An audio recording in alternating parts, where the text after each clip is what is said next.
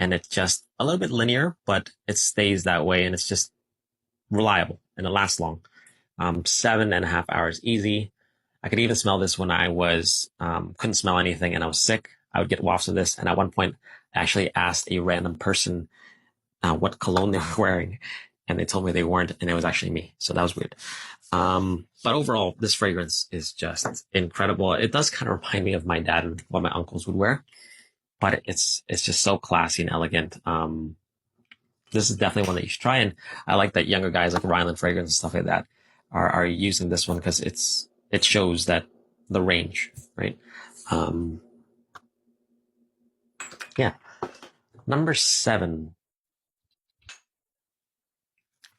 Bleu de Chanel Eau de Parfum. Now, you guys know I already have the Parfum, and that one does last longer, but I would say negligent, and I think comes down to performance. Like on an actual scale, people put it that's maybe 0.1 longer, but for me wearing this, I can't tell the difference between the two. And I mean the longevity. In terms of the scent profile, this one is sweeter and fresher, and it's louder. It has that melon note, which can come off the synthetic to some. In fact, this was one that I found a little nauseous the first time I used it. Since then, much better, and the dry down is very nice, but that melon is kind of overpowering. And that's also because it has a lot of fixatives like iso-E super, aldehyde, gives it that huge projection as well as that longevity. So it's very similar to the Parfum, which has a lot less fixatives, more focused on a lavender tonka, but it's blended so well, it's hard to tell. The dry downs are quite similar. The performance is why I put this one above the Parfum. This one, I can smell it on myself. Some people do go nose blind. Again, a lot of additives and fixatives, where the Parfum, it just doesn't feel like it projects. And for a scent profile as beautiful as Bleu de Chanel, it should project.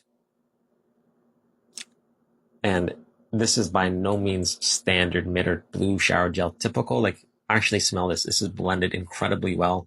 It is such an alluring scent. I'm trying to think of other fragrances that come close to this, and the only one I can think of is Dylan Blue. But some people don't think it's mostly that. I honestly think the dry down smells very similar, leading up to maybe a bit different. And I think a lot of people don't talk about this as A, Chanel, you can only get at retailers, so no discounters, and B, you can't sell decants of it. So there's no reason for someone who has a decant business to talk about it, other than just admitting that it is a great fragrance.